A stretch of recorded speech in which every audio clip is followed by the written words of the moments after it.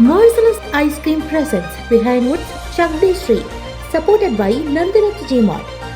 Merciless Ice Cream വ്യത്യാസം മനസ്സിലാക്കൂ, നല്ലത് മാത്രം കഴിക്കൂ. ഗോപു നന്ദിലത്ത് ജിമാർട്ട്, കേരളത്തിൽ എല്ലായിടത്തും. ആ മെഡൽ എവിടെ? എന്റെ മെഡൽ എവിടെ? മെഡൽ എവിടെ? എനിക്ക് തോന്നുന്നു നമ്മുടെ കൈകളിലല്ല, അത് സ്ത്രീയുടെ കഴുത്തിൽ തന്നെ കിടക്കേണ്ട മെഡലാണ്.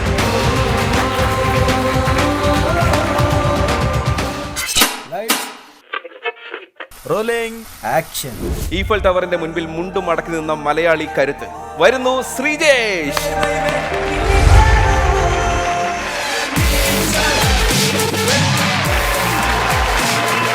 മലയാളത്തിന്റെ ശ്രീ, ഇന്ത്യയുടെ ശ്രീ, ഒളിമ്പിക്സിന്റെ ശ്രീ. എല്ലാ സ്ട്രഗിളും കഴിഞ്ഞ അവസാനം ഈ ഒരു ഒളിമ്പിക്സ് മെഡലോടുകൂടി നിൽക്കുമ്പോഴത്തേക്കും ഇതിൽ കൂടുതലൊന്നും വേണ്ട. ഞാൻ ആരാണെന്ന് ലോകം മനസ്സിലാവുന്നുണ്ട്, മുഖം കണ്ട ആളുകൾ തിരിച്ചറിയുന്നുണ്ട്. ഇതിലും കൂടുതൽ നമുക്ക് നേടാനില്ല.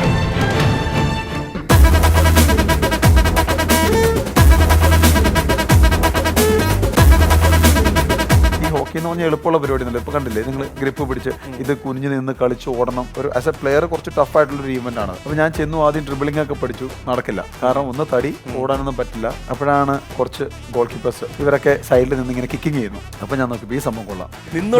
വേറെ ഒരു പരിപാടി ഓടാൻ പറ്റില്ല, മേലിറങ്ങാൻ പറ്റില്ല എന്ന ഒറ്റ കാര്യം കൊണ്ട് മാത്രം ഗോൾ കീപ്പറായത് ഞാൻ.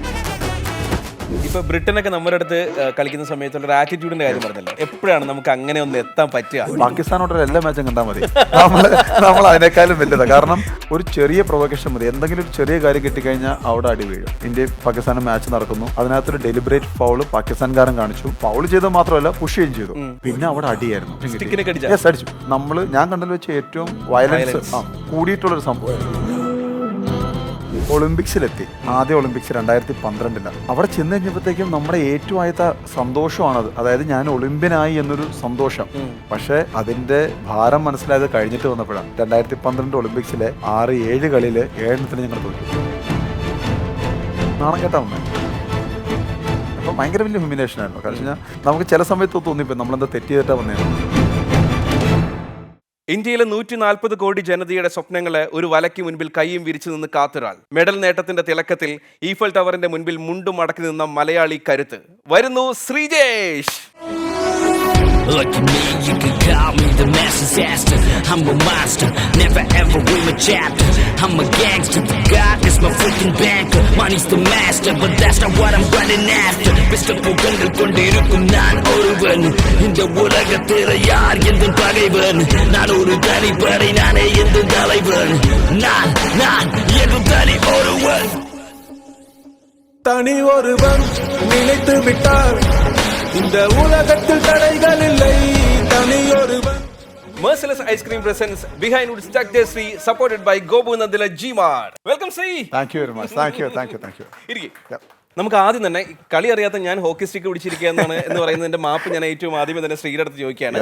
പക്ഷേ നമുക്ക് എല്ലാവർക്കും ആഗ്രഹമുള്ള ഒരു കാര്യമാണ് ശ്രീയുടെ കയ്യിൽ നിന്ന് ഒരു ഓട്ടോഗ്രാഫ് കിട്ടുക എന്നുള്ളത്. അപ്പോൾ ബിഹൈൻഡ് വുഡ്സിന് വേണ്ടിയിട്ട് എനിക്കൊരു ബോൾ ഒരു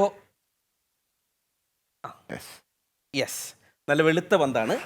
യെസ് പ്ലീസ്.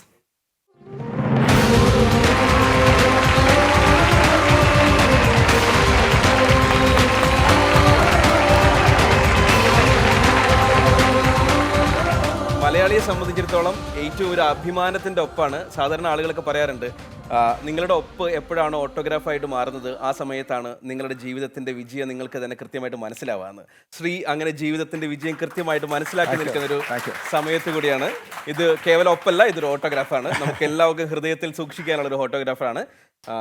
ഇത് സൂക്ഷിച്ചു നോക്കിയോ.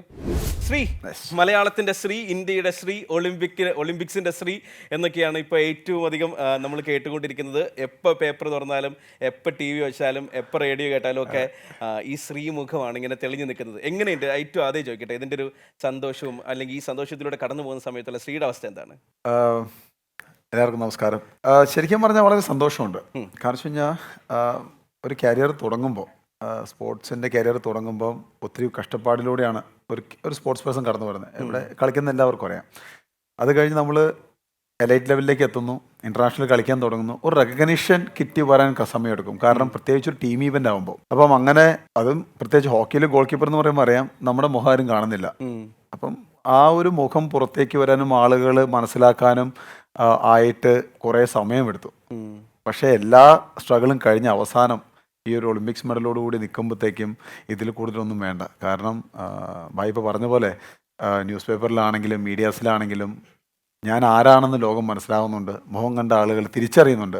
ഇതിലും കൂടുതൽ നമുക്കൊന്നും നേടാനില്ല. എൻ്റെ ഒന്നും ജീവിതത്തിൽ ഒരിക്കലും എനിക്ക് സ്വപ്നം കാണാൻ കഴിയും അല്ലെങ്കിൽ ഒന്ന് സ്പർശിക്കാൻ കഴിയുമെന്ന് വിചാരിച്ചിട്ടുള്ള ഒരു സംഭവമേ അല്ല ഈ ഒളിമ്പിക്സ് മെഡൽ എന്ന് പറയുന്നത്. അത് എവിടെയൊക്കെയോ നടക്കുന്ന എന്തൊക്കെയോ ആർക്കൊക്കെയോ വേണ്ടിയിട്ടുള്ളത് എന്നാണ് ഞാൻ വിചാരിച്ചിട്ടുള്ളത്. എൻ്റെ ജീവിതത്തിലെ വലിയ ഭാഗ്യങ്ങളൊന്നായിട്ട് ഞാൻ കണക്കാക്കുന്നത് ഏറ്റവും ആദ്യത്തെ മെഡലുമായിട്ട് അല്ലെങ്കിൽ വിയർപ്പിൻ്റെ രുചിയുള്ളൊരു മെഡലുമായിട്ട്, ഉപ്പിൻ്റെ രുചിയുള്ളൊരു മെഡലുമായിട്ട് ശ്രീ കിഴക്കമ്പലത്തേക്ക് വന്ന സമയത്താണ് ഞാൻ ആ മെഡലിൽ ഏറ്റവും ആദ്യമായിട്ടൊന്ന് തൊടുന്നത്. ആ മെഡൽ എവിടെ? നമ്മൾ ഈ പ്രാവശ്യം നേടിയ മെഡൽ എവിടെ? എൻ്റെ മെഡൽ എവിടെ? മെഡൽ എവിടെ? എവിടെ?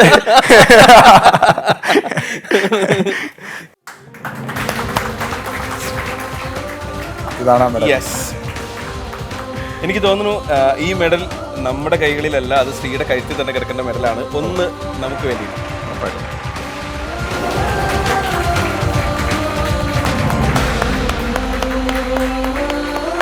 യെസ്, ഇരിക്കും. ശരിക്കും പറഞ്ഞു കഴിഞ്ഞാൽ ഒളിമ്പിക്സ് എന്നുള്ളത് ഏതൊരു സ്പോർട്സ് പേഴ്സൻ്റെ ഡ്രീമാണ്. അതായത് വെച്ച് കഴിഞ്ഞാൽ നമ്മൾ പഠിച്ച് യൂണിവേഴ്സിറ്റി കഴിഞ്ഞിട്ട് നമുക്കൊരു ജോലി കിട്ടുന്നൊരു ഫീലിംഗ് ആണ് ഈ ഒളിമ്പിക്സ് ചെല്ലുമ്പോൾ എല്ലാ സ്പോർട്സ് പേഴ്സണും.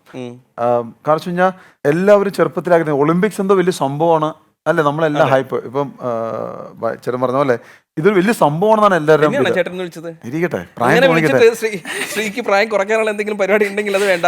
ശ്രീക്ക് രണ്ട് പിള്ളേരും ഒരു ഭാര്യയുണ്ട്. ചിലവരുടെ ചെറുപ്പത്തിൽ കല്യാണം കഴിക്കും, ചിലര് വാർദ്ധക്യത്തിൽ കല്യാണം കഴിക്കും. പ്രായമായിട്ട് കിളവനായിട്ട് കല്യാണം കഴിച്ചതാണ്. ആ ഒരു വ്യത്യാസമാണ് ഇവിടെ മനസ്സിലാക്കേണ്ടത്. ഇത് ഗോൾ തടയല്ല, ഗോൾ അടിക്കാണല്ലോ. അപ്പം ശരിക്കും പറഞ്ഞാൽ ഒളിമ്പിക്സിൽ പോകുമ്പോൾ ഞാൻ പണ്ട് ജൂനിയറിൽ ഇവിടെയൊക്കെ സ്റ്റേറ്റ് ലെവലിൽ കളിക്കുമ്പോഴത്തേക്കും മാനുവൽ ഫെഡറിക് സാറ് ഒരിക്കൽ കണ്ണൂർ പോലീസ് ഗ്രൗണ്ടിൽ ഒരു മാച്ച് നടത്തപ്പോൾ വന്നിരുന്നു അദ്ദേഹം. അപ്പോൾ അദ്ദേഹം എവിടെ പോയാലും അദ്ദേഹത്തിൻ്റെ കയ്യിൽ ആ മെഡലുണ്ടാവും, ബ്രോൺസ് മെഡൽ. അപ്പോൾ അന്ന് ഞങ്ങളെ കാണിച്ചു. ശരിക്കും പറഞ്ഞു കഴിഞ്ഞാൽ നമ്മളൊക്കെ ഓക്കെ ഒളിമ്പിക്സ് മെഡലാണ്, നമ്മൾ ഭയങ്കര ഭയഭക്തി ബഹുമാനത്തോടെ കണ്ടു.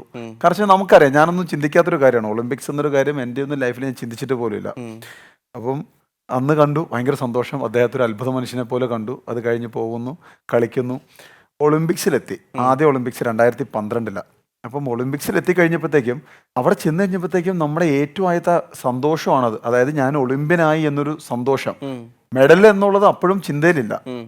എല്ലാവരും പറയുന്നത് ഇപ്പോൾ പഠിച്ചു കഴിഞ്ഞാൽ ഡോക്ടറാവും, ഡോക്ടർ ആളുടെ പേര്, അല്ലെങ്കിൽ അഡ്വക്കേറ്റ് ആവും, അഡ്വക്കേറ്റ് ഇന്നൊരാളുടെ. ഞങ്ങൾക്ക് സ്പോർട്സ് പേഴ്സൺ കിട്ടാവുന്ന ഏറ്റവും വലിയൊരു ഹോണറാണ് ഞങ്ങളുടെയൊക്കെ പേരിന് മുമ്പിൽ ഒളിമ്പ്യൻ.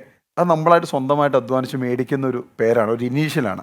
അപ്പോൾ അത് കിട്ടിക്കഴിഞ്ഞപ്പോൾ ഒരു സാറ്റിസ്ഫാക്ഷൻ ആയിരുന്നു. പക്ഷേ അതിൻ്റെ ഭാരം മനസ്സിലായത് കഴിഞ്ഞിട്ട് വന്നപ്പോഴാണ്. കാരണം 2012 ഒളിമ്പിക്സിലെ 6-7 കളിയിൽ 7 ഞങ്ങൾ തോറ്റു. നാണം കേട്ടാ വന്നേ, വൻ പരാജയം. അതെ. അത് ഭയങ്കരമായിട്ട് ഒരു പക്ഷേ നിങ്ങൾക്ക് പറഞ്ഞാൽ മനസ്സിലാവില്ല, സ്പോർട്സ് ചെയ്യുന്നവർക്ക് മനസ്സിലാവും. ഒരു ടൂർണമെന്റിന് പോയിട്ട് എല്ലാ കളികളും തോറ്റിട്ട് വന്നു ഇന്ത്യയിൽ വന്നതല്ല പ്രശ്നം.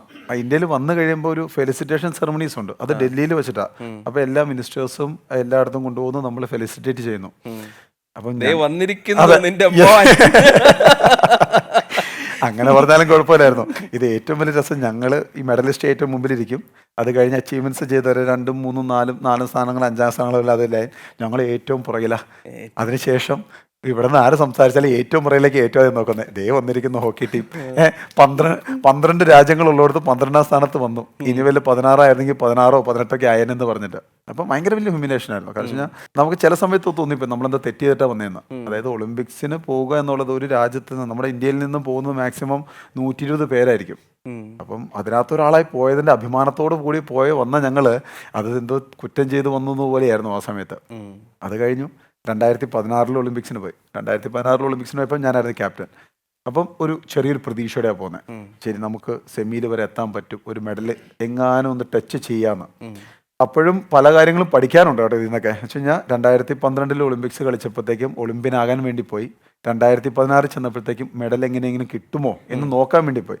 അപ്പോഴും ടീമിന് ഓവർ കോൺഫിഡൻസ്, ഭയങ്കര നല്ല ടീമാണ്, നന്നായി കളിക്കുന്നു. കാനഡ ഞങ്ങളുടെ പൂളിനകത്ത് ലോ റാങ്കിങ് ഒരു ടീമാണ് കാനഡ. അപ്പോൾ അവരായിട്ട് നമ്മൾ കളിച്ചു. എല്ലാവർക്കും ഈ മാച്ചിൽ ഗോൾ അടിക്കണം, 5 ഗോൾ അടിക്കണം, 6 ഗോൾ അടിക്കണം. എല്ലാവരും സ്വന്തമായിട്ട് ഗോൾ അടിക്കാൻ പുറകിലോടാൻ തുടങ്ങി. ഗോളും ആകുന്നില്ല, അവന്മാരെണ്ണം അടിച്ചിട്ട് പോവുകയും ചെയ്തു. പിന്നെ കഷ്ടപ്പെട്ട് എങ്ങനെ ബുദ്ധിമുട്ടി നമ്മൾ അവരുടെ 2-2 ഡ്രോ ആയി.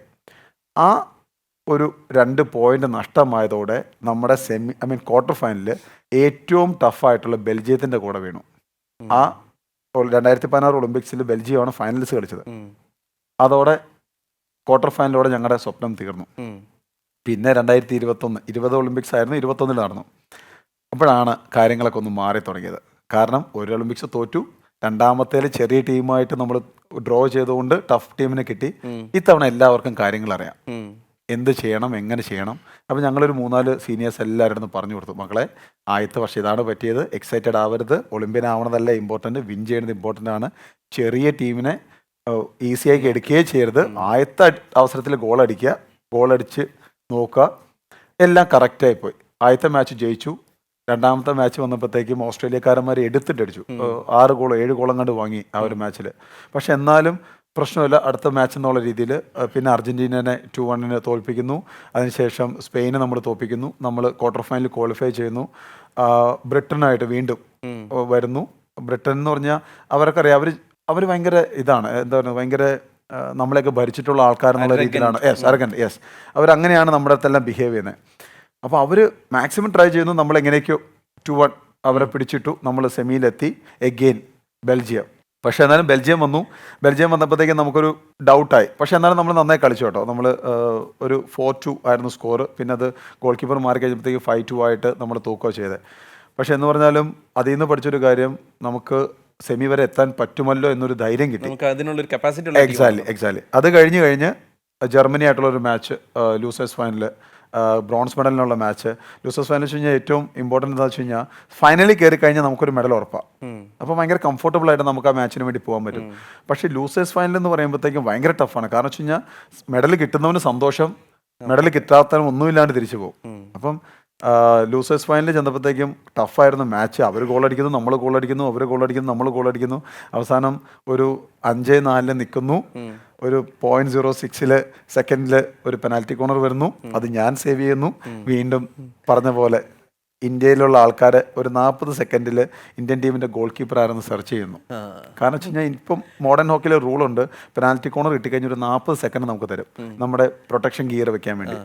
അപ്പം ഒരുപക്ഷെ ആ ഒരു ഒളിമ്പിക്സിന് ശേഷമായിരിക്കാം ശ്രീജേഷ് എന്നുള്ളൊരു വ്യക്തി ഫേസ് കറക്റ്റായിട്ട് എല്ലാവർക്കും മനസ്സിലാവാൻ കാരണം. ഇപ്പോഴാണെങ്കിലും നമ്മൾ ഈ പ്രാവശ്യമാണെങ്കിലും കോർണറുകൾ ഒരുപാട് നമ്മൾ തടുത്തിട്ടതിന്റെ പേരിലാണ് ശരിക്കും ഇപ്പൊ നമ്മുടെ കഴുത്തി കിടക്കുന്ന മെഡൽ ഉള്ളത്. എത്രമാത്രം ടഫായിരുന്നു ആ സിറ്റുവേഷൻ എന്ന് പറയുന്നത്?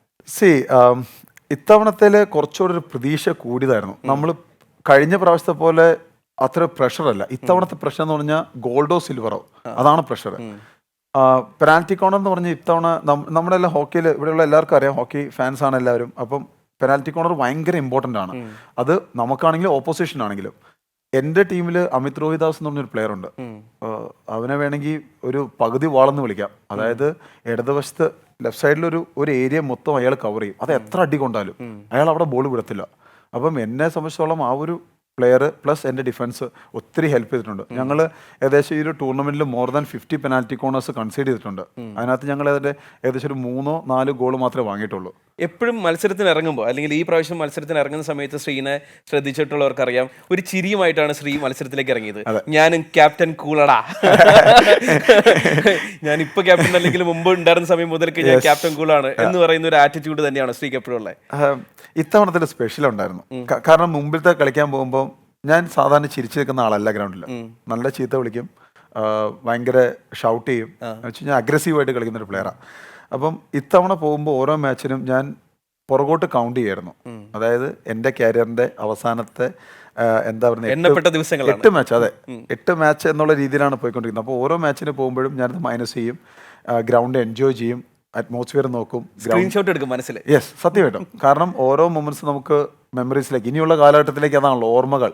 അപ്പം അങ്ങനെ വിചാരിച്ചുകൊണ്ടാണ് ആ ചിരിച്ച് കളിച്ച് എൻജോയ് ചെയ്ത് അങ്ങ് പോയത്. ഒരുപക്ഷെ ഏറ്റവും പ്രഷർ കുറഞ്ഞിട്ട് ഗ്രൗണ്ടിലേക്ക് പോയിട്ടുള്ള ഒരു ടൂർണമെന്റ് ചിലപ്പോൾ ഇതായിരിക്കാം. നമ്മൾ ക്യാപ്റ്റൻ ആയിരുന്നു, ഇപ്പോൾ പുതിയ ക്യാപ്റ്റനാണ്. എങ്ങനെ വിലയിരുത്തുന്നു ഹർമൻപ്രീത് സിംഗിന്റെ ഒരു ക്യാപ്റ്റൻസിയെ ഒരു മുൻ ക്യാപ്റ്റൻ എന്നുള്ള നിലയ്ക്ക്? എനിക്ക് തോന്നുന്നു ശ്രീജേഷിന്റെ കൂടെ തന്നെ ഏറ്റവും അധികം നമ്മൾ എടുത്തു പറയേണ്ട ഈ പ്രാവശ്യം നേട്ടത്തിൽ മൂപ്പർക്കുള്ള പങ്ക് ചെറുതൊന്നല്ല, ഒരു വലിയ പങ്കാണ്. അതെ, ഹർമൺ എന്ന് പറയുമ്പോഴത്തേക്കും ഞാൻ ജൂനിയർ ടീമിന്റെ മെന്ററായിട്ട് പോയിക്കൊണ്ടിരിക്കുമ്പോൾ ജൂനിയർ ടീമിൽ കളിച്ചുകൊണ്ടിരുന്ന ഒരു പ്ലെയറാണ്. അപ്പം ഓവർ ദ പീരീഡ് നമുക്ക് വന്ന അതായത് ഇപ്പം സന്ദീപ് സിംഗ് ആണെങ്കിലും രഘുനാഥ് ആണെങ്കിലും റുപീന്ദർ പാൽ ആണെങ്കിലും ഈ ഒരു ഏര കഴിഞ്ഞിട്ട് വരുന്ന ഒരു വേൾഡ് ക്ലാസ് ട്രാക്ക് ഫ്ലിക്കറാണ് ഹർമൻ. അപ്പം ഒന്നാമത്തെ ഏറ്റവും നല്ലൊരു കാര്യം വെച്ച് കഴിഞ്ഞാൽ ഹോക്കി ടീമിൽ ഞങ്ങൾ കുറച്ച് സീനിയേഴ്സ് ഉണ്ട്. എല്ലാവർക്കും ഈക്വൽ ഇമ്പോർട്ടൻസ് ആണ് ടീമിലുള്ള. അതായത് ഹർമൻ ബാൻഡ് ഇട്ടെങ്കിലും നമ്മുടെ എല്ലാവരുടെയും തോളത്ത് ഒരു ലീഡർഷിപ്പിന്റെ ഭാരമുണ്ട്. പിന്നെ രണ്ടാമത്തെ മെയിൻ ആയിട്ടുള്ള കാര്യം, ഹോക്കിയിൽ ഓൺ ദ ഫീൽഡിൽ ക്യാപ്റ്റൻ അധികം റോളില്ല. അതായത് വെച്ച് കഴിഞ്ഞാൽ ഇപ്പം ഞാൻ പാസ് വരുന്നു, ഞാൻ അടുത്തേക്ക് ഓടുന്നു, ബോൾ ആരുടെ കയ്യിലാണ് ഇരിക്കുന്നത്, അവൻ ഡിസിഷൻ മേക്കറാണ്. അവനെ ഒരിക്കലും നമുക്ക് ഓൺ ദ ഫീൽഡിൽ ഇൻഫ്ലുവൻസ് ചെയ്യാനേ പറ്റില്ല. പക്ഷേ ഏറ്റവും നല്ല ക്യാപ്റ്റൻസിയുടെ ക്വാളിറ്റി വരുന്നത് ഓഫ് ദ ഫീൽഡിലാണ്. ടീമിനെ എങ്ങനെ മെയിൻറ്റെയിൻ ചെയ്യുന്നു, അവരുടെ പ്രശ്നങ്ങളെ എങ്ങനെ ഷെയർ ചെയ്യുന്നു, അല്ലെങ്കിൽ കോച്ചസുമായിട്ട് എങ്ങനെ കമ്മ്യൂണിക്കേറ്റ് ചെയ്യുന്നു, അല്ലെങ്കിൽ ഒരു ടീം പ്ലാൻ വരുമ്പം അതിനകത്ത് പ്ലെയേഴ്സിൻ്റെ സജഷൻ ഉണ്ടെങ്കിൽ എങ്ങനെ ചെയ്യുന്നു. ഇതൊക്കെയാണ് ഒരു ക്യാപ്റ്റനെ സംബന്ധിച്ചോളം ഏറ്റവും നല്ലത്. എന്നെ സംബന്ധിച്ചോളം ഹർമൺ ആ കാര്യത്തിൽ നന്നായിട്ട് നിൽക്കുന്നുണ്ട്. ശ്രീജേഷ് ക്യാപ്റ്റൻ ആയിരുന്ന സമയത്ത് ടീം അംഗങ്ങളോട് എങ്ങനെയായിരുന്നു? ഡാ എന്ന് വിളിച്ചിട്ട് നമ്മുടെ പറയും ഞാൻ പറഞ്ഞില്ല, ഞാൻ അത്ര ഒരു സോഫ്റ്റ് ഒന്നുമല്ല. കാരണം വെച്ച് കഴിഞ്ഞാൽ എങ്ങനെ നിർത്തണം എന്ന് മനസ്സിലാക്കി കഴിഞ്ഞാൽ നമുക്ക് ചെയ്യാൻ പറ്റും. എൻ്റെ കൂട്ടത്തിൽ ഞാൻ ക്യാപ്റ്റൻ സർദാർ സിംഗ് ഉണ്ടായിരുന്നു. വൺ ഓഫ് ദ റെപ്യൂട്ടഡ് ആയിട്ടുള്ള റെസ്പെക്റ്റഡ് ആയിട്ടുള്ള ഒരു ഹോക്കി പ്ലെയറാണ്. അപ്പം സർദാർ എന്നെ എങ്ങനെ മെയിൻറ്റെയിൻ ചെയ്യണമെന്ന് എനിക്കറിയാം. എൻ്റെ യങ്സ്റ്റേഴ്സായിട്ട് എന്നെക്കാളും 8 വയസ്സിന് താഴെ ഒരു കുട്ടി ഉണ്ടായിരുന്നു, അവനെങ്ങനെ മെയിൻറ്റെയിൻ ചെയ്യണമെന്ന് എനിക്കറിയാം. അല്ലെങ്കിൽ എൻ്റെ ബാച്ചിലുള്ള ഒരു 5-6 പേരുണ്ടായിരുന്നു, അവരെങ്ങനെ മെയിൻറ്റെയിൻ ചെയ്യണമെന്ന് അറിയാം. അപ്പം ശരിക്കും പറഞ്ഞാൽ ഒരു ക്യാപ്റ്റൻഷിപ്പ് എന്ന് പറഞ്ഞാൽ മാൻ മാനേജ്മെൻറ്റാണ്. ബട്ട് ഓവറോൾ ഡിസിഷൻ വരുമ്പോഴത്തേക്കും ഇപ്പോൾ സർദാർ ഒരു മിസ്റ്റേക്ക് ചെയ്ത് കഴിഞ്ഞാൽ സർദാർ നീ ചെയ്ത് മിസ്റ്റേക്ക് ആണെന്ന് പറയണം. അതായിരിക്കണം ആസ് എ ക്യാപ്റ്റൻ എൻ്റെ ജോലി. കാരണം വെച്ച് കഴിഞ്ഞാൽ ജൂനിയേഴ്സിനെ തെറി വിളിച്ചിട്ട് സർദാറിനെ തെറി വിളിക്കായിരുന്നു കഴിഞ്ഞാൽ അപ്പം നമുക്ക് ടീമിനിടയ്ക്ക് ഒരു പ്രശ്നം വരും. നമ്മളെല്ലാവരും ഒരുപോലെ ട്രീറ്റ് ചെയ്താൽ മാത്രം മതി. ഇപ്പൊ ബ്രിട്ടനൊക്കെ നമ്മുടെ അടുത്ത് കളിക്കുന്ന സമയത്തുള്ള ഒരു ആറ്റിറ്റ്യൂഡിന്റെ കാര്യം പറഞ്ഞല്ലോ. നമ്മൾ അങ്ങനെ ആറ്റിറ്റ്യൂഡ് കാണിക്കുന്നത്, അല്ലെങ്കിൽ നമുക്ക് എപ്പോഴാണ് നമുക്ക് അങ്ങനെ ഒന്ന് എത്താൻ പറ്റുക? അല്ല, നമ്മളുണ്ടല്ലോ പാകിസ്ഥാനോട്ടുള്ള എല്ലാ മാച്ചും കണ്ടാൽ മതി. നമ്മൾ അതിനേക്കാളും വലുതാണ്. കാരണം അവരായിട്ടുള്ള മാച്ചിൽ നമ്മൾ എപ്പോഴും ഇമോഷൻ കൂടുതൽ മിക്സ് ചെയ്തിട്ട് കളിക്കുന്ന. കാരണം ഒരു ചെറിയ പ്രൊവക്കേഷൻ മതി, എന്തെങ്കിലും ഒരു ചെറിയ കാര്യം കിട്ടിക്കഴിഞ്ഞാൽ അവിടെ അടി വീഴും. അത് മിക്കവാറും ഇടങ്ങളിലുണ്ട്. അങ്ങനെ ഓർത്തിരിക്കുന്ന ഈ റൈവലറിയുമായിട്ട് ബന്ധപ്പെട്ടിട്ട് ഓർത്തിരിക്കുന്ന എന്തെങ്കിലും ഒത്തിരി ഉണ്ട്. ഒരു ബെസ്റ്റ് ആയിട്ടുള്ളത് പറയുന്നത് ഓസ്ട്രേലിയയിൽ ഒരു ത്രൈനേഷൻ 3 ടീമുകളുടെ ഒരു ടൂർണമെന്റ് കളിക്കാൻ പോയി. India, Australia, Pakistan. അപ്പം ഞങ്ങൾ ഒരു 3-4 ഇടങ്ങളിൽ ടെസ്റ്റ് മാച്ചസ് കളിച്ചുകൊണ്ടിരിക്കുക. അപ്പോൾ അതിനിടയ്ക്ക് ഒരിക്കൽ ഇന്ത്യയും പാകിസ്ഥാനും മാച്ച് നടക്കുന്നു. അതിനകത്തൊരു ഡെലിബറേറ്റ് ഫൗള് പാകിസ്ഥാൻകാരൻ കാണിച്ചു. അപ്പം എന്നിട്ട് നമ്മളെ ഫൗൾ ചെയ്തത് മാത്രമല്ല പുഷ് ചെയ്യുകയും ചെയ്തു. പിന്നെ അവിടെ അടിയായിരുന്നു. അടി എന്ന് പറഞ്ഞു കഴിഞ്ഞാൽ അന്ന് ടെലികാസ്റ്റ് ഉണ്ടായിരുന്നില്ല, പക്ഷെ ലിറ്ററലി ഭയങ്കര അടിയായിരുന്നു നടന്നത്. എന്നിട്ട് ഞങ്ങളുടെ ഒരു 4 പ്ലെയറിന് 2 മാച്ച് വെച്ച് സസ്പെൻഷൻ കിട്ടി. ഞങ്ങളുടെ മാനേജറിന്, ടീം മാനേജറിനും 3 മാച്ചിന് സസ്പെൻഷൻ കിട്ടി. യെസ്, അടിച്ചു. അത് ലിറ്ററലി ഞാൻ കണ്ടതിൽ വെച്ച് ഏറ്റവും ഒരു വയലൻസ് കൂടിയിട്ടുള്ളൊരു സംഭവമായിരുന്നു. പക്ഷെ അതൊരു ഇമോഷനാണ്. കാരണം നമ്മൾ കളിക്കുമ്പം നമ്മൾ ചെറുപ്പം പോലെ കേട്ട് വളർന്നിട്ടുള്ള യുദ്ധങ്ങളുടെ കഥയും നമ്മളോട് ചെയ്യുന്ന ദ്രോഹങ്ങളൊക്കെയാണ്. അപ്പം ചില സമയത്ത് നമ്മളവിടെ കളിക്കുമ്പോൾ നമുക്ക് തോന്നാറുണ്ട് ഒരുപക്ഷെ നമ്മൾ തോക്കരുത്, തോറ്റു കഴിഞ്ഞാൽ നമ്മുടെ ഇന്ത്യയെ നമ്മൾ എന്താ പറയുന്നത് ആ ഒരു ബ്ലഡ് ഇതാവുന്നല്ലേ. ഈ പോരാട്ട വീര്യം എനിക്ക് തോന്നുന്നു ഒന്ന് ലൈറ്റ് ആയിട്ടുള്ള മൊമെന്റ് കൂടിയായിരുന്നു ഈ പ്രാവശ്യത്തെ ഒളിമ്പിക്സ് എന്ന് പറയുന്നത്. നീരജ് ചോപ്ര ഇത്തവണ മെഡൽ മേടിച്ചു കഴിഞ്ഞപ്പോൾ അതൊരു ഭായ് ബന്ധത്തിലേക്ക് പാകിസ്ഥാൻ ഇന്ത്യ എന്ന് പറയുന്നത് ഭയങ്കര നല്ല കാഴ്ചകളിൽ ഒന്നുകൂടിയായിരുന്നു. അതാണ് ഈ സ്പോർട്സ്മാൻഷിപ്പിന്റെ പ്രത്യേകത. നമുക്ക് എല്ലാവരോടും അങ്ങനത്തെ ഒരു ഇത് തോന്നത്തില്ല. വളരെ കുറച്ച് പേരുണ്ടാവും. ഇപ്പം നമ്മുടെ അടുത്ത് അവരൊന്ന് ഭായ്ജാൻ എന്ന് വിളിച്ച് സംസാരിക്കും. അപ്പം അതിനകത്ത് ചിലവരോട് നമുക്ക് ബന്ധങ്ങളുണ്ടാവും. ഇപ്പം വസീം എന്ന് പറഞ്ഞൊരു പ്ലെയർ ഉണ്ട്, സീനിയർ മോസ്റ്റ് പ്ലെയർ ആയിരുന്നു, ഇപ്പം റിട്ടയർഡ് ആയി ഓസ്ട്രേലിയയാണ് സെറ്റിൽഡ്. അദ്ദേഹം എനിക്ക് മെസ്സേജ് അയക്കും. ഷോയൽ അബ്ബാസ് മെസ്സേജ് അയക്കും. അഹമ്മദ് ആലം, ഷോയൽ അബ്ബാസ് എന്ന് പറഞ്ഞാൽ വൺ ഓഫ് ദ വേൾഡ്സിൽ എന്താ പറയുന്നത് ബെസ്റ്റ് ട്രാക്ക് ഫ്ലിക്കർ ആയിരുന്നു ഒരു സീസണിൽ. അഹമ്മദ് ആലം എന്ന് പറഞ്ഞൊരു ഗോൾ കീപ്പർ വിഷയം. ഇവരൊക്കെ പാകിസ്ഥാനീസാണ്. അപ്പം അങ്ങനെയുള്ള ബന്ധങ്ങൾ വളരെ കുറച്ചേ ഉള്ളൂ. ഇപ്പം നീരജ് ചോപ്രയുടെ റിലേഷൻ ആണെങ്കിലും അവർ തമ്മിൽ ഓൺ ദ ഫീൽഡിൽ ഭയങ്കര ഇതായിരിക്കും, കോമ്പറ്റീഷൻ ആയിരിക്കും. കാരണം ഒന്ന് ഫസ്റ്റ് ആർക്ക്, സെക്കൻഡ് ആർക്ക്, 2 പറഞ്ഞ പോലെ ഇമോഷൻസ്, നമ്മുടെ ഇമോഷൻസ്. അപ്പം ഇതെല്ലാം കഴിഞ്ഞിട്ട് ആസ് എൻ ഇൻഡിവിജ്വൽ റിലേഷൻഷിപ്പ് വയ്ക്കുന്നവരും ഒത്തിരിയുണ്ട്. ഈ 2012 നമ്മൾ ഹോക്കി കളിക്കാൻ വേണ്ടിയിട്ട് ഒളിമ്പിക്സിലേക്ക് പോകുന്നു. ആ സമയത്താണ് ചെറിയതായിട്ടൊക്കെ ശ്രീജേഷ് എന്ന് പറയുന്ന പേര് നമ്മളിങ്ങനെ ഒരു മലയാളി നമ്മുടെ ടീമിൻ്റെ ഭാഗമായിട്ട് പോകുന്നു എന്നൊക്കെ പറഞ്ഞ് നമ്മൾ കേട്ടു തുടങ്ങിയത്. ഇപ്പോഴും കൂടുതൽ ആളുകൾക്കും, അല്ലെങ്കിൽ 2012 നമ്മൾ കളിക്കാൻ പോകുന്ന സമയത്തും ഈ ഹോക്കി എന്ന് പറയുന്ന സംഭവത്തിനെ കുറിച്ച് ആളുകൾക്ക് വലിയ ധാരണയില്ല. ഇതെന്തോ തല്ലാൻ കൊണ്ടു കിടക്കുന്ന വടി എന്നുള്ള മട്ടിനാണ് സിനിമാക്കാർ പോലെ എപ്പോഴും പ്രസന്റ് ചെയ്തിട്ടുള്ളത്. ഹോക്കിസ്റ്റിക്ക് നമ്മൾ അതിനെ കണ്ടിട്ടുള്ളൂ. എങ്ങനെയാണ് പിന്നെ ഈ ഹോക്കി എന്ന് പറയുന്ന ഒരു പരിപാടി ശ്രീജേഷിന്റെ ബ്ലഡിൽ കയറിയത്? ഇത് ഭയങ്കര രസമുള്ളൊരു കഥയാണ്. ഇതായിരിക്കുന്നു തേജസിനൊക്കെ അറിയാം. നമുക്ക് GV രാജയിൽ ഞാൻ ജീവരാജ് പോയത് ഒരു ഷോർട്ട് പുട്ട് അത്ലറ്റ് ആയിട്ടാണ്. അപ്പം അവിടെ ചെന്നു കഴിഞ്ഞപ്പോഴത്തേക്കും എന്നെക്കാളും ഹെൽത്തി ആയിട്ടുള്ള ഹൈറ്റ് ആയിട്ടുള്ള പ്രൊഫഷണലി ട്രെയിനിങ് ചെയ്തിട്ടുള്ള ഈവൻസ് ഷോർട്ട് പുട്ട് ചെയ്യുന്നവർ ഒത്തിരി പേരുണ്ടായിരുന്നു. അപ്പം നമുക്കതിനകത്തൊരു കാരിയർ ഇല്ല. എന്താ പറയുന്നത്, ഷോർട്ട് പുട്ടിനകത്തൊരു കാരിയർ ഇല്ലെന്ന് ചെന്നപ്പോൾ തന്നെ ഒരാഴ്ചക്കുള്ളിൽ നമുക്ക് മനസ്സിലായി. പിന്നെ എങ്ങനെയാണ്, കാരണം ജീവരാജിൽ എങ്ങനെയാ വെച്ച് കഴിഞ്ഞാൽ ഓരോ വർഷം വീഡ് ഔട്ട് ഉണ്ട്. അതായത് പെർഫോമൻസ് ഇല്ലെങ്കിൽ അവർ നമ്മൾ പുറത്താക്കും. പിന്നത്തെ ഒരു അഡ്വാൻറ്റേജ് വെച്ച് കഴിഞ്ഞാൽ കേരള ടീമിൽ കളിച്ച് കഴിഞ്ഞാൽ 10ാം ക്ലാസ്സിൽ പഠിക്കുമ്പോൾ ഒരു 60 മാർക്ക് ഗ്രേസ് മാർക്ക് കിട്ടും. യെസ്, 10ാം ക്ലാസ്സിൽ SSLCക്ക്. അപ്പം 1 വീഡ് ഔട്ട് ആവരുത്, 2 ഗ്രേസ് മാർക്ക് കിട്ടണം. ഏതാണ് ഈവന്റ് ഈസി, അതാണ് ഏറ്റവും ആദ്യം നോക്കുന്നത്. അപ്പോൾ ഫുട്ബോളിൽ നോക്കിയപ്പോൾ എൻ്റെ ഗ്രൂപ്പിൽ നിന്ന് തന്നെ ഒരു 10-25 പേര് ഫുട്ബോളിലുണ്ട്. അപ്പം കേരള ടീമിൽ കളിക്കാൻ ചാൻസ് കുറവ്. പിന്നെ ബാസ്കറ്റ് ബോളും വോളിബോളും ആണെങ്കിലും അന്ന് ഹൈറ്റ് കുറവായിരുന്നു, തടി ഉണ്ടായിരുന്നു. അപ്പോൾ ഇതിനകത്ത് രണ്ടിലും പോയിട്ടും കാര്യമില്ല. പക്ഷെ ഞാൻ ഇതെല്ലാം ട്രെയിനിങ് ചെയ്തു കേട്ടോ. ഫുട്ബോള്, ഗോൾ കീപ്പർ ട്രെയിൻ ചെയ്തു, മിനി കളിക്കാൻ വേണ്ടി ബാസ്കറ്റ് ബോളിലും പോയി, വോളിബോളിലും പോയി. അവസാനം ഹോക്കിയിലൊരു ഗോൾ കീപ്പർ ചേട്ടൻ ഉണ്ട്, അനീഷ് എന്നും പിന്നെ സുജിത്ത് എന്നും 2 പേരും പേര്.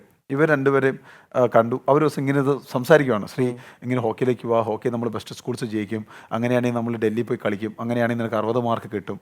അപ്പം എല്ലാം സെറ്റ്, അങ്ങനെ ഓക്കെ ആയി. അത് കഴിഞ്ഞ് ജയകുമാർ സാർ, രമേശ് സാറാണ് അന്നത്തെ കോച്ചസ്. ഒരു ദിവസം ജയകുമാർ സാർ ഇങ്ങനെ വന്ന് എല്ലാവരും കണ്ട് ഒരു ദിവസം സാറ് പറഞ്ഞു, വാ നമുക്ക് ഹോക്കി ഒന്ന് ട്രൈ ചെയ്യാം. അപ്പം ഞങ്ങൾ 8ാം ക്ലാസ്സിലുള്ള കുറച്ച് പേര് സാറിൻ്റെ കൂടെ പോയി ആദ്യം പഠിച്ചു. അപ്പം ഈ ഹോക്കി എന്ന് പറഞ്ഞാൽ എളുപ്പമുള്ള പരിപാടി ഒന്നുമില്ല. ഇപ്പോൾ കണ്ടില്ലേ നിങ്ങൾ, ഗ്രിപ്പ് പിടിച്ച് ഇത് കുനിഞ്ഞ് നിന്ന് കളിച്ച് ഓടണം. അപ്പോൾ ഭയങ്കര ടഫാണ്. ഒരു ആസ് എ പ്ലെയർ കുറച്ച് ടഫായിട്ടുള്ളൊരു ഈവൻ്റ് ആണ്. അപ്പോൾ ഞാൻ ചെന്നു, ആദ്യം ഡ്രിബിളിംഗ് ഒക്കെ പഠിച്ചു. നടക്കില്ല, കാരണം 1 തടി, 2 ഫിറ്റ്നസ് ഇല്ല, ഓടാനൊന്നും പറ്റില്ല. അപ്പോൾ ഇത് നമുക്ക് പറ്റാത്ത ഗെയിമാണെന്ന് തോന്നി. പക്ഷെ എന്നാലും ഗ്രേസ് മാർക്ക് വേണമല്ലോ, നിന്നേ പറ്റുള്ളൂ. അപ്പോഴാണ് കുറച്ച് ഗോൾ കീപ്പേഴ്സ് സൈഡിൽ നിന്ന്, ഈ സുജിത്തേട്ടനും അനീഷേട്ടനും വിവിധ ചേച്ചി, ഇവരൊക്കെ സൈഡിൽ നിന്ന് ഇങ്ങനെ കിക്കിങ് ചെയ്യുന്നു. അപ്പോൾ ഞാൻ നോക്കിയപ്പോൾ ഈ സംഭവം കൊള്ളാം.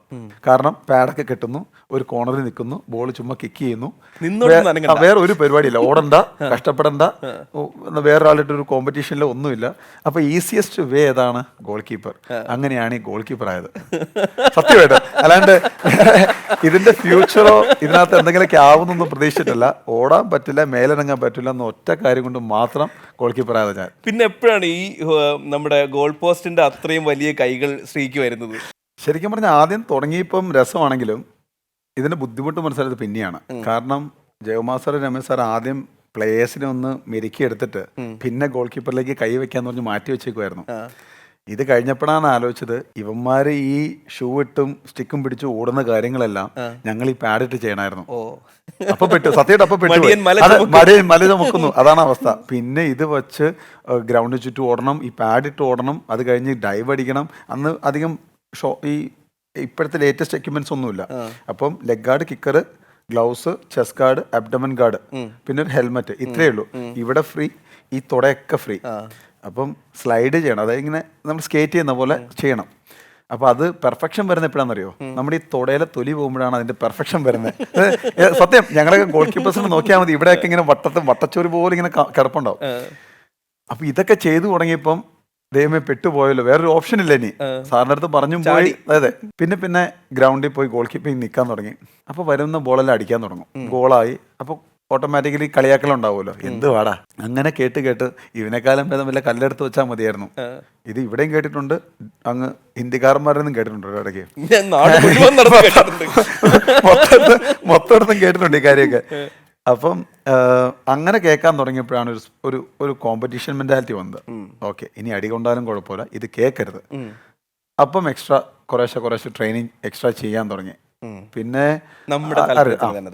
തമ്മിൽ ഭേദം തുമ്മെന്നുള്ള രീതിയിൽ നമ്മൾ കുറേശ്ശെ ഒരു കോമ്പറ്റീറ്റീവ് മൈൻഡിൽ വന്നു, സേവ് ചെയ്യാൻ തുടങ്ങി. പിന്നെ അങ്ങനെ സബ് ജൂനിയർ നാഷണൽസ് പോയി, ആദ്യം ബാംഗ്ലൂരിൽ പോയി, അത് കഴിഞ്ഞ് സൗത്ത് സോൺ ക്യാമ്പിലേക്ക് വിളിച്ചു. അത് കഴിഞ്ഞ് ഇന്ത്യൻ ക്യാമ്പിൽ പോയി, 2002 അണ്ടർ 16 ഇന്ത്യൻ ക്യാമ്പിൽ പോയി. അത് അങ്ങനെയാണ് തുടക്കം. അത് കഴിഞ്ഞ് ഇന്ത്യൻ ക്യാമ്പിൽ ചെല്ലുന്നു. ഇന്ത്യൻ ക്യാമ്പിൽ ചെല്ലുമ്പം നാണംകേടാണ്, കാരണം വെച്ച് കഴിഞ്ഞാൽ നമ്മുടെ ഇവിടുത്തെ എക്യുപ്മെന്റ്സ് അല്ല അവിടെ. നമ്മുടെ ഇവിടെ എന്ന് വെച്ച് കഴിഞ്ഞാൽ ഓക്കെ അത്രയ്ക്ക് ഒരു പോപ്പുലർ അല്ലാത്തതുകൊണ്ട് നമുക്ക് ഏത് പാഡ് വേണമെങ്കിലും ഇട്ട് കളിക്കാം, ഏത് ഉടുപ്പ് വേണമെങ്കിലും ഇടാം. പക്ഷേ ഇന്ത്യൻ ക്യാമ്പിൽ ചെന്നപ്പോഴത്തേക്കും അവരെല്ലാം ഓബിയോ എന്ന് പറഞ്ഞൊരു കമ്പനി ഉണ്ട്, യെസ്, ഞാൻ എൻ്റെ സ്പോൺസറാണ് ഇപ്പോഴത്തെ. അപ്പം അവരുടെ കിറ്റ് യൂസ് ചെയ്യുന്നു, നൈക്കി, അഡിഡാസ് അങ്ങനെയുള്ള കമ്പനികളുടെ കിറ്റ് യൂസ് ചെയ്യുന്നു. നമ്മളിവിടുന്ന് പോകുന്നത് ആകെ ജീവിരാജയുടെ 2 ജേഴ്സിയും പഴയ കയറും കെട്ടിക്കൊണ്ടുള്ള പാഡും കൊണ്ടൊക്കെയാണ്. അപ്പം അവിടെ ചെന്ന് കഴിഞ്ഞപ്പോഴാണെങ്കിലും എഗെയിൻ ഇതേ സെനാരിയോ ആയിരുന്നു. ആൾക്കാർ കളിയാക്കാൻ തുടങ്ങും. കാരണം നമ്മുടെ എക്യുപ്മെൻറ്റ്സ് നല്ലതല്ല, പെർഫോമൻസ്. കാരണം കേരളത്തിലെ ഹോക്കിയും പുറത്തേക്ക് പഞ്ചാബിലേക്കോ അല്ലെങ്കിൽ നോർത്തിലേക്കോ പോകുമ്പോൾ അവരുടെ ഹോക്കിയും തമ്മിൽ ഒത്തിരി വ്യത്യാസമുണ്ട്. അപ്പം ഇങ്ങനെയുള്ള കുറേ എന്താ പറയുന്നത് കുറേ അതെ നമ്മളിപ്പോ പറയുകയാണെങ്കിൽ ഇപ്പൊ ഈ നമ്മള് കയറ് കെട്ടിയ ഒരു പാഡുമായിട്ട് നമ്മൾ ജീവി രാജ്യം എന്ന് പോവാണ്. സ്റ്റിൽ ജീവി രാജ്യാണ് നമ്മളെ തിരിച്ചറിയിപ്പിച്ചൊരു സ്ഥലം എന്ന് പറയുന്നത്. ആ ഇടം എത്രമാത്രം പ്രിയപ്പെട്ടതാണ്. അതാണെല്ലാം. കാരണം ജീവിരാജെ പോയത് ഹോക്കി പഠിക്കാൻ മാത്രമല്ല, പ്രേമിക്കാൻ കൂടിയിട്ടായിരുന്നു. വീട്ടിലിരിക്കുന്ന പെണ്ണുപിള്ള അവിടെ നിന്ന് എടുത്തോണ്ട് വന്ന സാധനമാണ്. കഥയിലേക്ക് ഞാൻ ആദ്യം കിട്ടിയ മെഡൽ അതാണെന്ന്. അതെ. അപ്പം ജീവിരാജ് സ്പോർട്സ് സ്കൂളിൽ നിന്നാണ് എല്ലാം കിട്ടിയത്. കാരണം ജീവിതവും ശരിക്കും ജീവിതം അല്ലേ. 5 വർഷം ഞാൻ 6 വർഷം പഠിച്ചു ആക്ച്വലി. അപ്പം 6 വർഷം പഠിച്ചത് അവിടെ നിന്ന് നമുക്ക് എല്ലാം പഠിക്കാം. കാരണം അവിടുത്തെ ഞാൻ പഠിക്കുമ്പോൾ 30 രൂപയായിരുന്നു അവിടുത്തെ ഒരു ദിവസത്തെ DA, ഐ മീൻ ഫുഡ് കഴിക്കാൻ കിട്ടുന്ന പൈസ. അപ്പം നമുക്ക് എന്ത് ഫുഡ് കിട്ടിയാലും നമ്മൾ കഴിക്കും. ഇപ്പോൾ ഹോസ്റ്റൽ എന്ന് പറഞ്ഞാൽ ഡോർമെറ്ററി, വലിയ ഡോർമെറ്ററിയാണ്. 30 പേരും 20 പേരൊക്കെ ഒരു റൂമിൽ. വളരെ കുറച്ച് ടോയ്ലറ്റ്സേ ഉണ്ടാവത്തുള്ളൂ. പല ടോയ്ലറ്റ്സിനും ഡോർ ഉണ്ടാവില്ല. പാട്ട് പാടണം. യെസ്, പാട്ടല്ല, തോർത്ത്. താഴത്തിരിക്കുമ്പോൾ തോർത്തിങ്ങനെ വലിച്ചു പിടിക്കണം. അപ്പൊ തോർത്ത് കണ്ടാൽ ആളുണ്ട്, തോർത്തില്ലെങ്കിൽ ആളില്ല. അതാണ് സിറ്റുവേഷൻ. വെള്ളം ഉണ്ടാവില്ല ചില സമയത്ത്. അപ്പം ട്രാവൽ ചെയ്യുമ്പോഴാണെങ്കിലും ട്രാൻസ്പോർട്ട് ബസ്സിൽ കയറി ട്രാവൽ ചെയ്യണം. നമ്മുടെ ഗോൾ കീപ്പർ എക്യുപ്മെന്റ്സിന്റെ ബാഗ് ഇത്ര ഉണ്ടാവും. അവന്മാർ ചീത്ത വിളിക്കും ഇടിയുള്ള സമയത്ത്. ഒന്നും പറയാല്ല. 4 പേർക്ക് ഇരിക്കാനുള്ള സ്ഥലവുമായിട്ട് വന്നേക്കും. അതെ, സത്യം. അവര് നമ്മളിങ്ങനെ വട്ടം പിടിക്കും. അവൻ തെറി വിളിച്ചാലും ഒന്നും കേൾക്കില്ല, അങ്ങോട്ടും കേൾക്കില്ല, ഇങ്ങനെ നിൽക്കും ട്രെയിനിൽ കയറുമ്പോൾ. കാരണം പലപ്പോഴും റിസർവേഷൻ കിട്ടാറില്ല. അപ്പം ട്രെയിനിൽ കയറുമ്പോഴാണെങ്കിലും നമ്മൾ ജനറൽ കമ്പാർട്ട്മെന്റിൽ ഇടിച്ചു കയറണം. പ്ലേയേഴ്സിന് പ്രശ്നമല്ല, ഒരു സ്റ്റിക്ക് ബാഗും തൂക്കി എവിടെയെങ്കിലും മേളിലിട്ടിട്ട് അവർ കയറി എവിടെയെങ്കിലും ഇരിക്കും. നമുക്ക് എവിടെയില്ല. നമ്മുടെ ശരണം കക്കൂസിന്റെ അടുത്തുള്ള ആ സ്ഥലമാണ്, ആ ഗ്യാപ്പ്.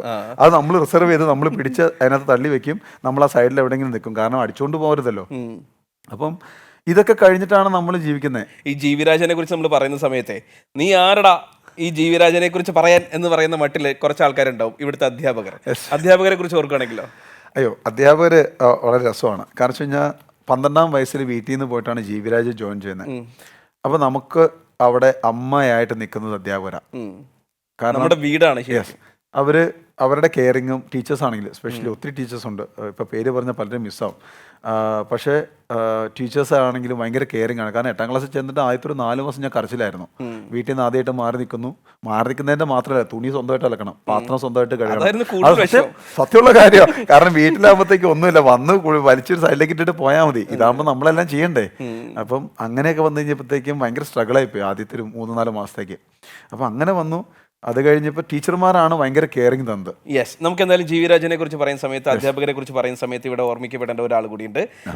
നമുക്ക് ആ വ്യക്തിയെ ഇങ്ങോട്ട് വിളിക്കാം.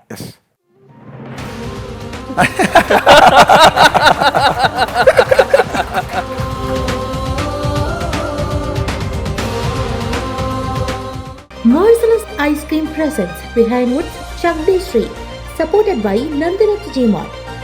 Merciless Ice Cream, വ്യത്യാസം മനസ്സിലാക്കൂ, നല്ലത് മാത്രം കഴിക്കൂ. ഗോപു നന്ദിലത്ത് ജിമാർട്ട്, കേരളത്തിൽ എല്ലായിടത്തും.